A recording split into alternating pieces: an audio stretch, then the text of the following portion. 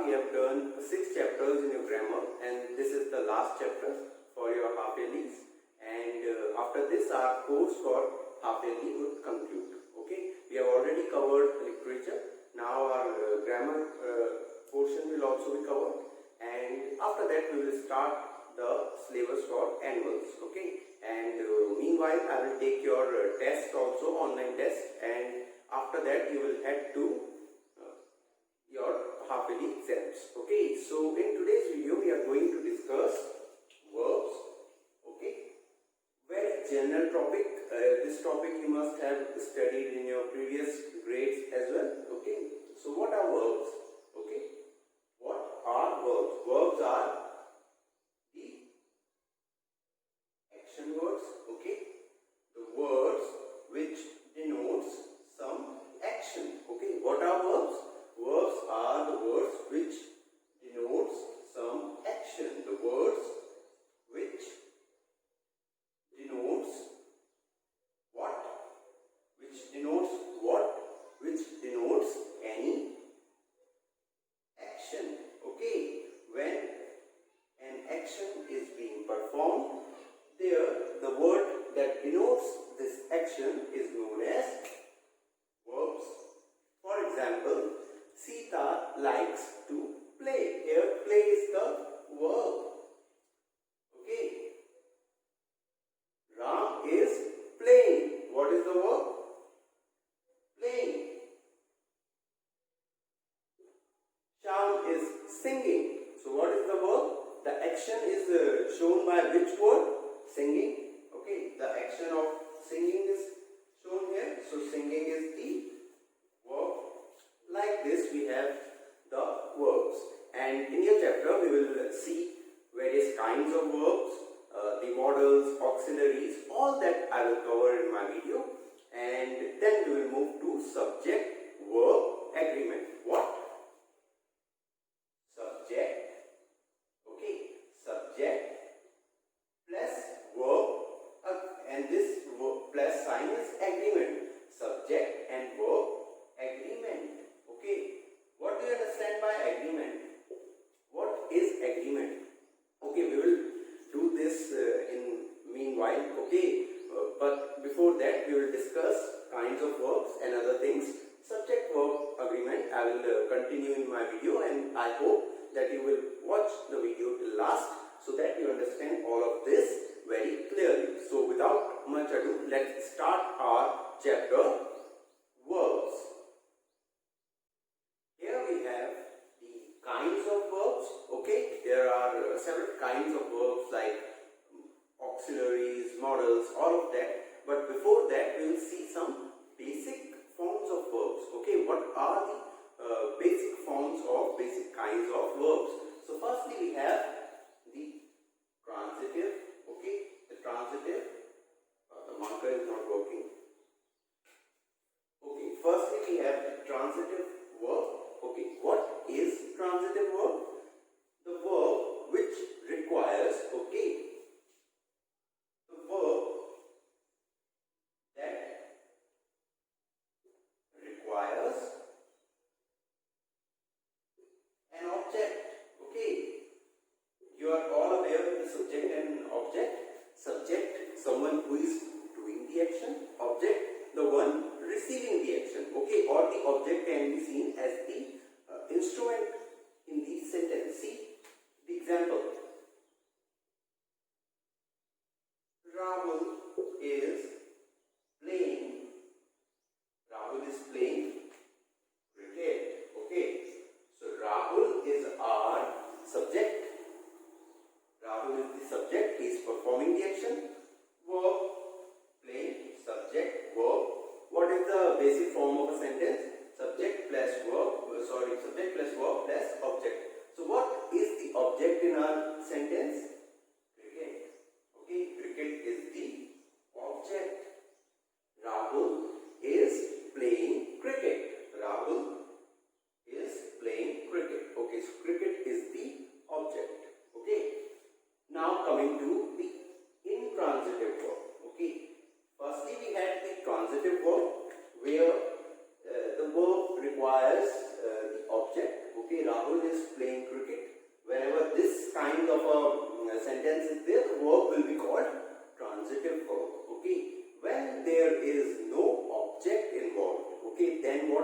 will it be? It will be intransitive. Okay, how? Rahul eats. Okay, Rahul eats. Eats is the verb. Rahul is the subject. And we don't need any object. Rahul eats. Okay, Rahul खाता है. Okay, Shreya sings. What? Shreya sings. Now here the object is sings. Subject is Shreya. No, sorry. Verb is sings and subject is Shreya. So here we don't require any object. Shreya sings. Okay. If we are saying Shreya sings beautifully, Shreya sings nicely, then the word at the last, the adjective, will be the object. Okay.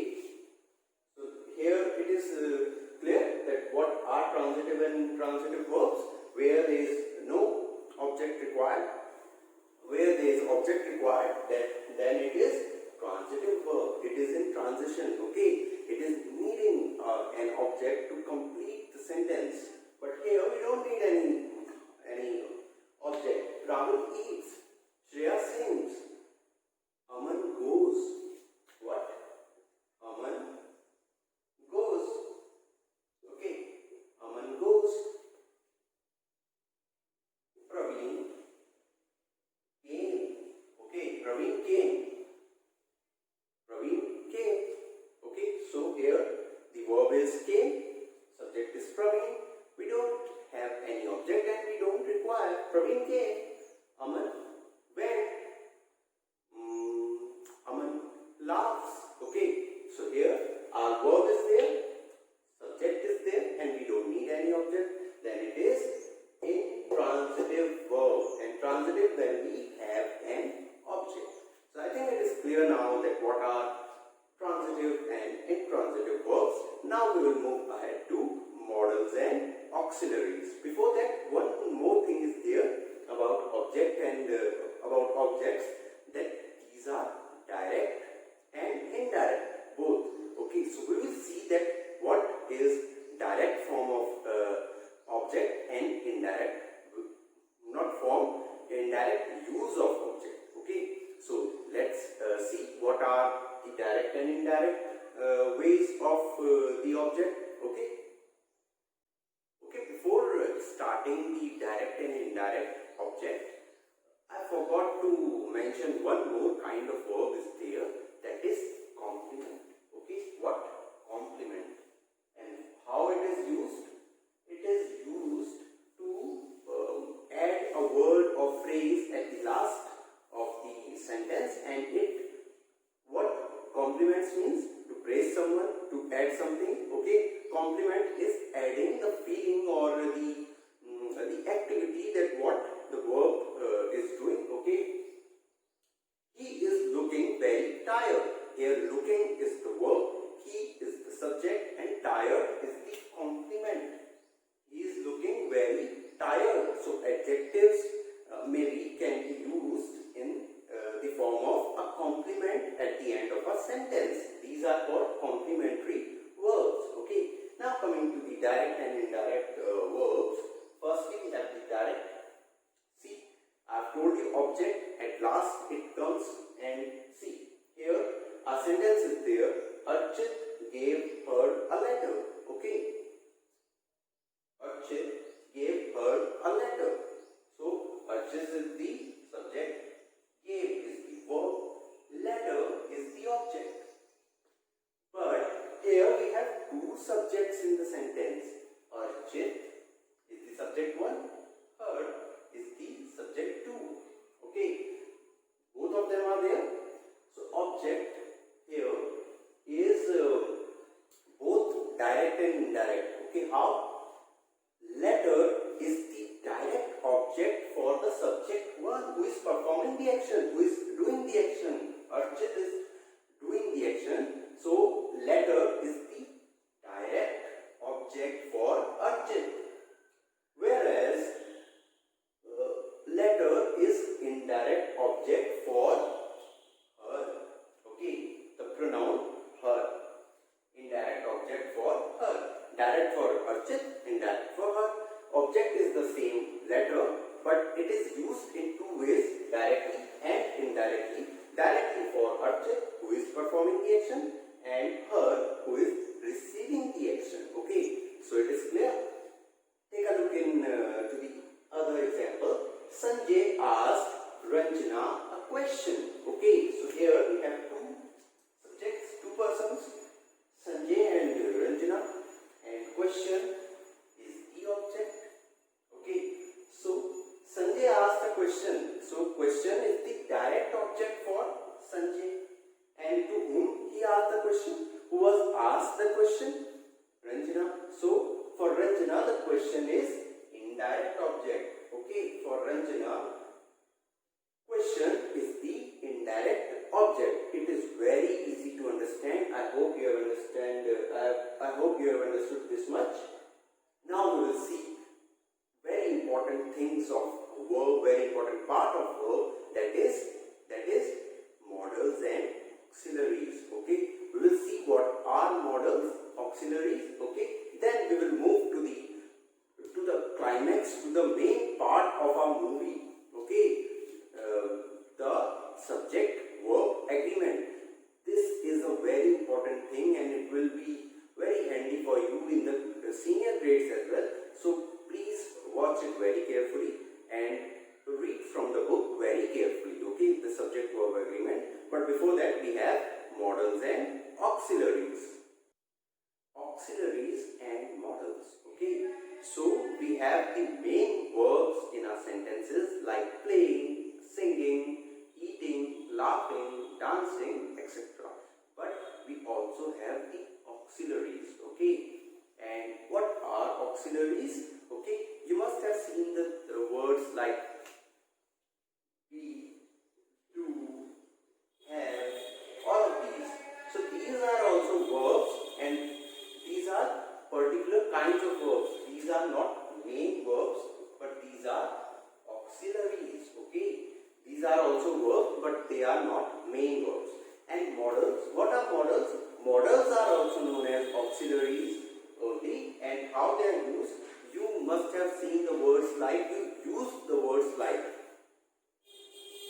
can, could, may, might, all of these. Okay, so what are these words? We use them in our day-to-day speeches or day-to-day our vocabulary. We use these words in our language, but do we know that what these are called? Now you will know that these are called modal verbs. Okay, so or modal auxiliaries also. So what is their use? Okay, what is the use of will? Why we use will? Will is used when we show some when we make some prediction. He will come tomorrow. We say he will come tomorrow. Then we are predicting about the future. Okay, will, we are predicting. We are making a prediction that he will come tomorrow. And will is also used to show that we are confirmed or that we are clear about something. He will do this. We are sure.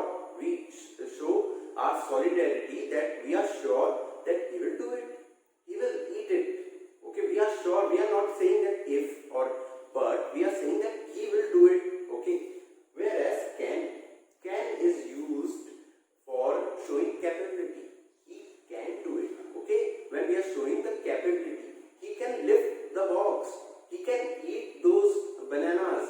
He can drink the milk. We are showing that he is capable of doing something. And another use of can is for seeking permission. Can I borrow your notebook? Okay. But there is one more word for asking permissions, that is may. May I come in? Okay. Why we use may and why not can? Because may is more formal. Okay. In day-to-day life, we can use can and may both, but it is not very accurate. When we want to take permission in a formal manner, we use may. And when just informally we will use can. Can I sit here?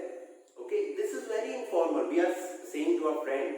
But if you are talking to your teacher, can I take this chair? That is rude, because you are showing that your command. Okay, can I take this chair? You are very informal. But when you say, may I take this chair? You are politely requesting. Okay, so may is more polite way of seeking permission, and it is used formally in your letters also, in your writing also. In writing we use only the formal things and the words which can be used formally. We don't use the language that is not very formal. So can will not be used. Could is shown to is used to show the to ask something only, but it is the past form of can. He could have won us the match. Virat Kohli could have hit big sixes in the match. Okay, we are using could. We are using could in the past tense. He could have done that. Okay, so these are some uses of modals and auxiliaries. I have told you we do have all of these are the helping verbs. Okay, these are not main verbs. Now we will move to the major part of your chapter, that is subject verb agreement. Then we have 3 exercises from the chapter that we will complete quickly. Subject verb agreement is a very important part of your grammar and verb particularly. So let's see that how they are used, how the agreement is there between subject and verb. What is agreement? What is agreement? A set of instrument that is that defines that this condition goes with this thing. Okay, there are rules of doing something. We agree to those rules. So there are rules of using verb with the subjects. What are subjects? Okay, the one who is doing the action and one who is speaking. Okay, everything like that. And we have those in first person, someone who is doing, second person who is receiving, third person about whom we are talking. Okay, so let's see the first person. What we have in first person? We, I, okay, us. So see, we is a plural verb. Okay, more than one person are there. So we is a plural, subject. So with a plural subject, we will use plural verb. Okay, we have.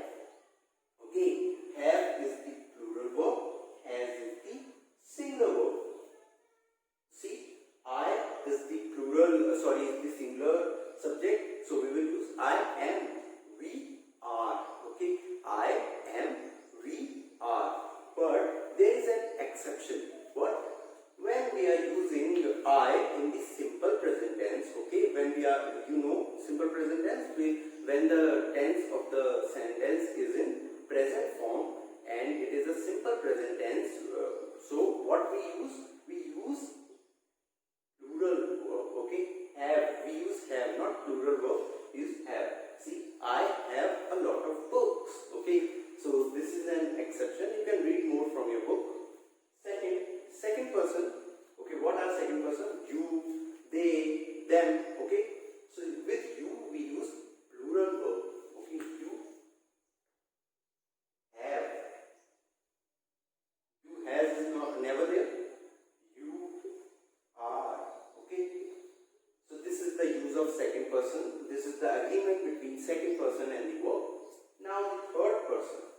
Okay, he, she, it, all of them. With them we use singular verb. He goes, he plays. You must be confused about this. Let me clear it. When we have the verb play, it is plural verb. Okay, plural verb. When we add s to it, it becomes plays and it is singular. Whenever we add s at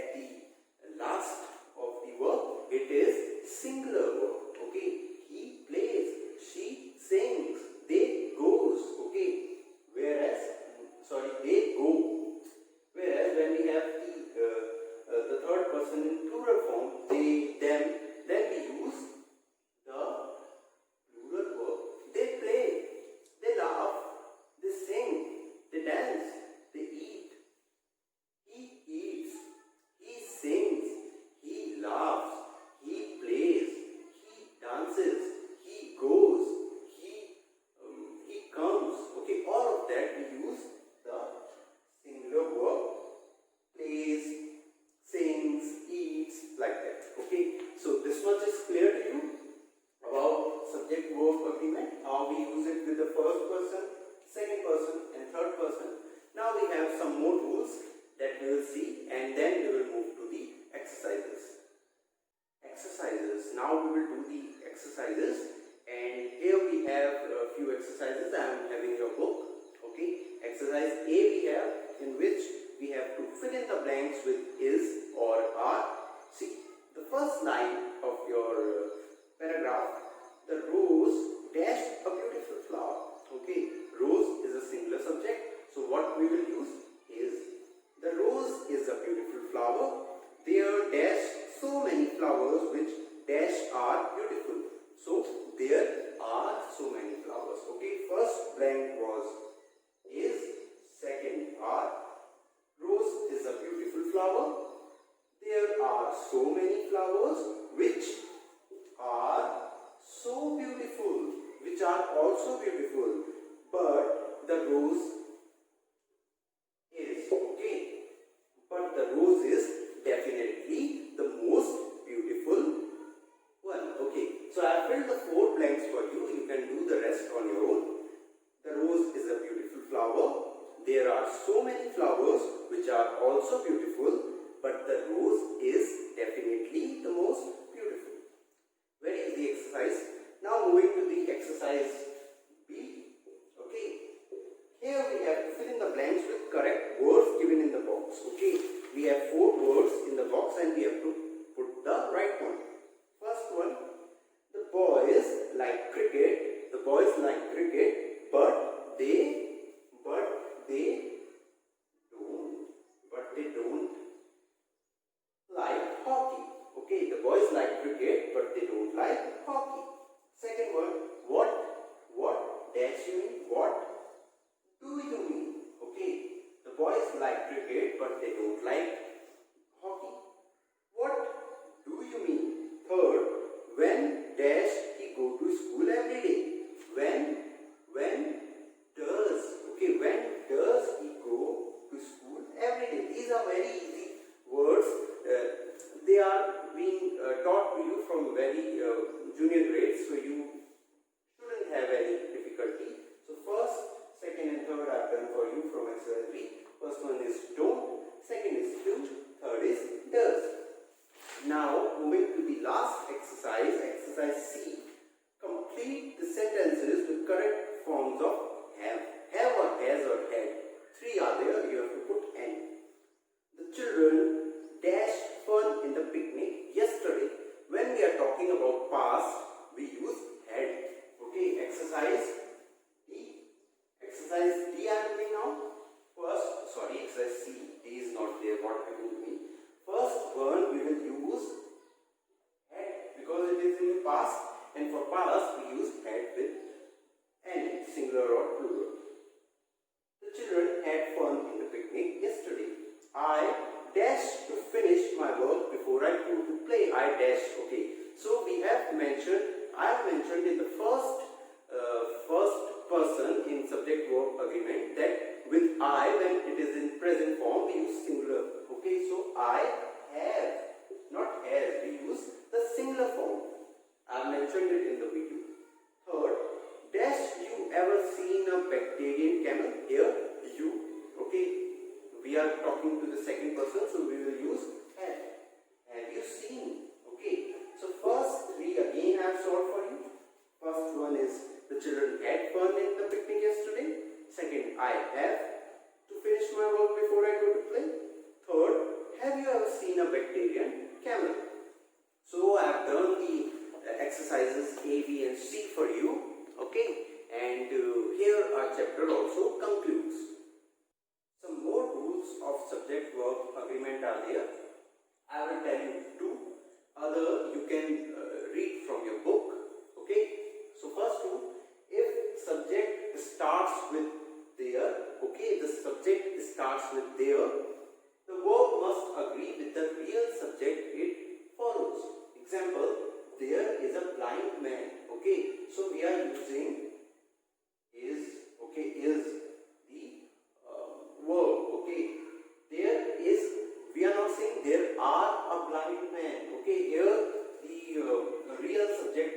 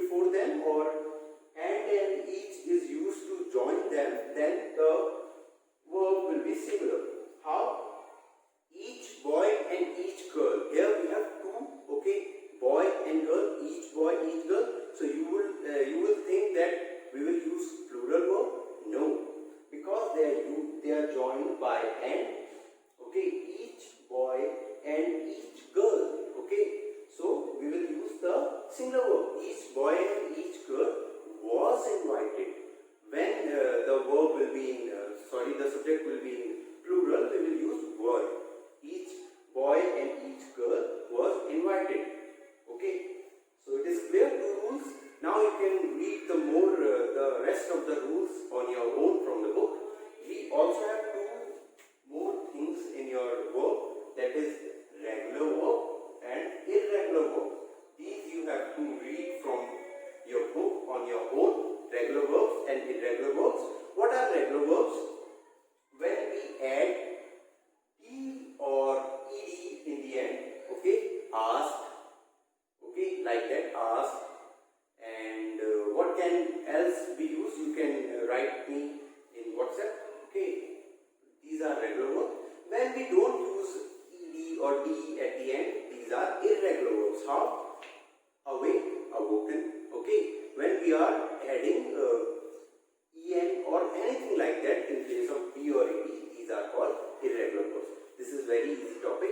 So you can read all the regular and irregular verbs from your book. Now we will move to the exercises and then our chapter would conclude. So here our chapter concludes. I hope you have understood verbs and I hope that you have enjoyed the lecture, and you have to write the definitions in your notebook. I will tell you what you have to write and you have to do the exercises with pencil in your book. So I hope you have got everything, and here our syllabus for half yearly concludes. So you are watching video classes. I am Aman. Thank you so much for watching the lecture.